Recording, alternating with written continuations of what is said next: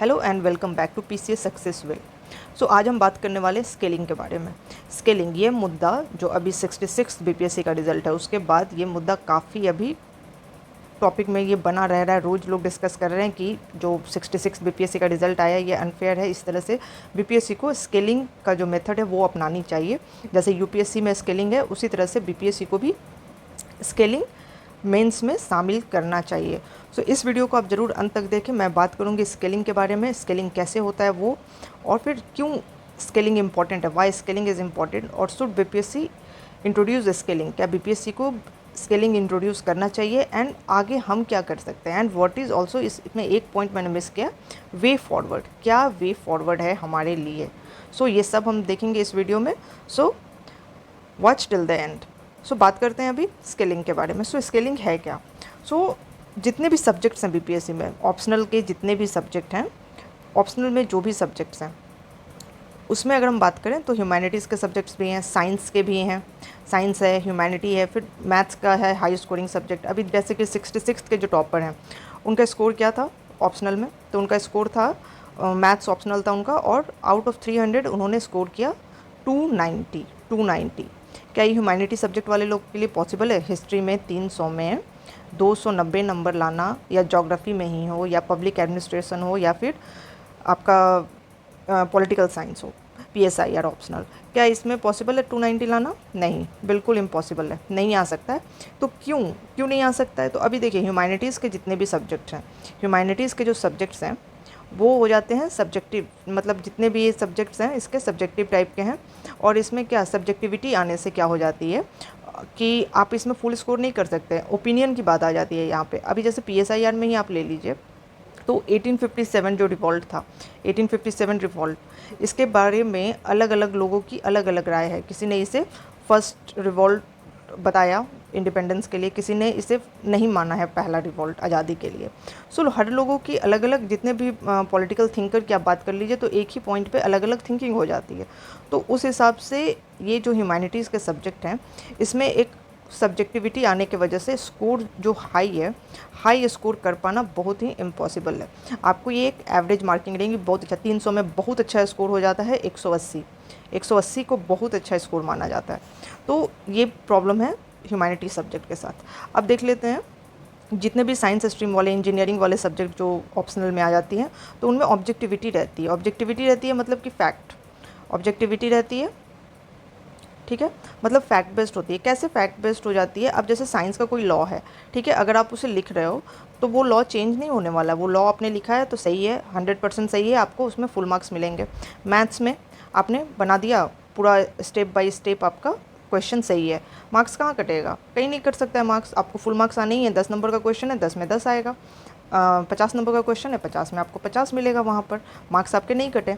सो ये हो गई ऑब्जेक्टिविटी इन सब्जेक्ट्स में। बट ह्यूमैनिटीज़ के सब्जेक्ट में ऑब्जेक्टिविटी नहीं आती है, इसलिए आपका स्कोर फुल हो पाना नामुमकिन है एक तरह से। सो लेकिन बीपीएससी ने तो क्या किया कि ऑप्शनल में हर एक एग्ज़ाम में, स्टेट पीसीएस हो या फिर यूपीएससी हो, हर जगह ऑप्शनल है, ठीक है। एक एमपी में नहीं है, एमपी नहीं लेती है ऑप्शनल का एग्ज़ाम, सो ऑप्शनल है। तो ऑप्शनल हर एक बच्चे अपनी सुविधा के हिसाब से लेते हैं। आर्ट से स्ट्रीम वाले हैं या फिर कॉमर्स वाले हैं, कोई भी है, या फिर इंजीनियरिंग वाले भी बहुत लोग, मैंने भी ऑप्शनल में ह्यूमैनिटी का ही सब्जेक्ट रखा है। तो सब लोग अपना सब्जेक्ट अपनी सुविधा के हिसाब से चूज़ करते हैं। तो अलग अलग सब्जेक्ट सबके हो गए, तो मार्किंग भी डिफरेंट है, हर एक सब्जेक्ट की अलग अलग मार्किंग है।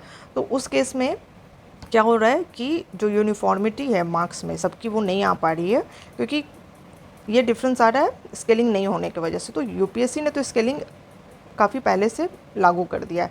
यूपी पीसीएस की भी अगर हम बात करें, यूपी पीसीएस में, इसमें भी स्केलिंग 2017 तक हो रहा था, बट अचानक से 2018 में इसकी स्केलिंग के जो सिस्टम है उसे नए जो अध्यक्ष आए थे उन्होंने बंद कर दिया। उनका क्या कारण था कि रिज़ल्ट जल्दी देना है, तो उस वजह से हमने स्केलिंग अब करना छोड़ दिया, अब स्केलिंग नहीं हो रही है। तो ये तो कोई सही निर्णय नहीं था, मुझे नहीं लगता। सो अभी लगातार केस भी चल रहा है यूपी में और डिमांड जारी है स्केलिंग की। अब बीपीएससी को तो बिल्कुल भी स्केलिंग अब इम्प्लीमेंट करनी चाहिए। पहले देख लेते हैं स्केलिंग। तो अब हमने समझ लिया कि स्केलिंग क्या होता है। सो स्केलिंग किस तरह से की जाती है। सो अभी जो यूपीएससी में जो स्केलिंग होता है, यूपीएससी का जो स्केलिंग का मेथड है वो क्लियर नहीं है। स्केलिंग का मेथड क्लियर नहीं है। आरटीआई के थ्रू डिमांड भी आई थी कि हमें बताया जाए क्या प्रोसेस है, क्या रूल है, क्या रेगुलेशन है स्केलिंग का। तो उसके लिए सुप्रीम कोर्ट ने डिनाई कर दिया था। सुप्रीम कोर्ट इसको टोटली डिनाई किया कि नहीं, हम स्केलिंग के बारे में आपको जो मेथड यूपीएससी फॉलो कर रही है वो हम आपको नहीं बता सकते हैं। रीज़न दिया सुप्रीम कोर्ट ने कि ट्रांसपेरेंसी जो है सिस्टम की, जो होल सिस्टम यूपीएससी जो एग्ज़ाम कंडक्ट करती है उसकी जो ट्रांसपेरेंसी है वो ख़त्म होगी इस तरह से, इसलिए सुप्रीम कोर्ट ने मना कर दिया था। बट एक्चुअली अगर हम देखें तो किस तरह से होता है, तो मान लिए कि एक सब्जेक्ट है पीएसआईआर, ठीक है। पीएसआईआर में कितने मार्क्स आए हैं कैंडिडेट्स को, जितने भी मार्क्स आए हैं वो सारे मार्क्स को ऐड कर दिया जाएगा, ठीक है। फिर ऐड करने के बाद क्या है कि जितने भी कैंडिडेट्स हैं उससे डिवाइड किया जाएगा तो एक एवरेज मार्क्स आएगी, ठीक है। ये आ गया पीएसआईआर का। इसी तरह से साइंस के भी सब्जेक्ट, मैथ्स और जितने भी ह्यूमैनिटी के बाकी सब्जेक्ट है सबका एवरेज निकाल लिया जाएगा, ठीक है। फिर जो एवरेज के बीच का डिफरेंस है, मान लीजिए मैथ्स का काफ़ी हाई है, 300 में एवरेज आ जा रहा है मैथ्स में 260 नंबर, ठीक है, 260 नंबर आ जा रहा है, लेकिन पीएसआईआर में एवरेज जो है वो 120 है, ठीक है। तो क्या किया जाता है स्केलिंग में कि इसको थोड़ा कम किया जाएगा। जो मैथ्स का स्कोर है, मान लीजिए किसी कैंडिडेट ने स्कोर कर लिया है 300 में स्कोर किया है 290, ठीक है, 290 जैसे भी स्कोर किया या 280, तो उनका जो एक्चुअल स्कोर होगा जो रिज़ल्ट में पब्लिश किया जाएगा वो स्कोर किया जाएगा 230, कम कर दिया गया, ठीक है। अब जैसे पीएसआईआर वाले सब्जेक्ट वाले हैं, उनका स्कोर अगर आया है एक्चुअल में, जो स्केलिंग के बाद उनका स्कोर जो थोड़ा बढ़ा दिया जाएगा, जैसे उन्हें मिला है 140 तो उनका जो रिज़ल्ट में शो करेगा वो शो करेगा 160, ठीक है। तो इस तरह से जो लाया जाता है इक्वालिटी मार्किंग में डिफरेंट सब्जेक्ट का, ये स्केलिंग के थ्रू मोटा मोटी इस तरह से किया जाता है, ठीक है। अब देखते हैं कि स्केलिंग क्यों इंपॉर्टेंट है। तो स्केलिंग बहुत इंपॉर्टेंट इसी वजह से हो जाता है क्योंकि ऑप्शनल में सारे सब्जेक्ट डिफरेंट है और हर सब्जेक्ट की जो नेचर है, जो सब्जेक्ट्स का नेचर है वो बिल्कुल अलग है। नेचर इन द सेंस कि स्कोरिंग, कौन सा सब्जेक्ट कितना स्कोरिंग है, ठीक है। तो उस हिसाब से जो सब्जेक्ट के नेचर है, इतना जो हाई डिफरेंस आता है, इस वजह से स्केलिंग काफ़ी इंपॉर्टेंट हो जाता है। स्केलिंग करना ज़रूरी है। जब यूपीएससी कर रही है तो स्टेट पीसीएस के पास क्या वजह है कि वो जब पैटर्न आप ऑलमोस्ट वैसा ही फॉलो कर रहे हो, जीएस है, जीएस पेपर अलग से है, लिटरेचर का पेपर है एक, और उसके बाद ऑप्शनल आप लेते हो, तो आप क्यों नहीं इम्प्लीमेंट कर सकते स्केलिंग सिस्टम को। सो इस वजह से स्केलिंग सिस्टम इस तरह के जो सीएसई के एग्ज़ाम होते हैं उसमें ज़रूर होना चाहिए सिविल सर्विसेज एग्जामिनेशन में। सो अब सवाल है कि बीपीएससी को इंट्रोड्यूस करना चाहिए। तो अभी आप कल के न्यूज़ में देख रहे होगा कि बीपीएससी ने इस बार 2 दिन एग्ज़ाम लेने का फ़ैसला लिया है। 2 दिन कंडक्ट करेगी, 20 और 22 सितंबर। ये समय यूपीएससी का मेंस भी चलेगा, उसी दौरान बीपीएससी कंडक्ट कर रही है अपना पीटी का एग्ज़ाम 67th का, ठीक है। और इसमें क्या नया सिस्टम इंट्रोड्यूस कर दिया बीपीएससी ने, तो परसेंटाइल। इस बार परसेंटाइल में आपको मिलेगी, मार्किंग होगी आपकी परसेंटाइल में, ठीक है। परसेंटाइल क्या होगा, किस तरह से होगा, ये हम नेक्स्ट वीडियो में बात करेंगे। सो परसेंटाइल पे बीपीएससी इस बार मार्किंग देगी। काफ़ी चेंजेस बीपीएससी ने किए हैं, 2 डेट अनाउंस की है, परसेंटाइल सिस्टम ला दिया है। सो इस तरह के जो चेंजेस आए हैं इसके लिए अब बीपीएससी परसेंटाइल जैसे कि दे रही है, तो अब बीपीएससी को स्केलिंग को भी कंसीडर करना चाहिए, ठीक है। अब बीपीएससी को स्केलिंग कंसीडर करने में क्या परेशानी है, बीपीएससी मेंस में भी स्केलिंग इंट्रोड्यूस कर सकता है और करना भी चाहिए। जिस तरह से मार्किंग हो रही है अभी मेंस में, उस हिसाब से तो ह्यूमैनिटी वाले लोग के लिए बहुत प्रॉब्लम आने वाली है ना, क्योंकि वो तो कभी टॉपर बन नहीं पाएंगे। टॉपर तो जो मैथ्स लेंगे या फिर जिनकी फिजिक्स केमिस्ट्री की पेपर रहेगी, या फिर इंजीनियरिंग से अगर उनका स्ट्रॉन्ग है अपना सिविल इंजीनियरिंग का पेपर, तो वो उसमें भी स्कोर कर सकते हैं हाई। तो इस वजह से जो एकदम बिल्कुल पक्षपात ना करते हुए सब कुछ एकदम क्रिस्टल क्लियर होना चाहिए, ट्रांसपेरेंसी लाने के लिए बीपीएससी को भी स्केलिंग मेरे हिसाब से इंट्रोड्यूस करना चाहिए। आपकी क्या राय है, आप ज़रूर अपना पक्ष इस मैटर में ज़रूर रखें।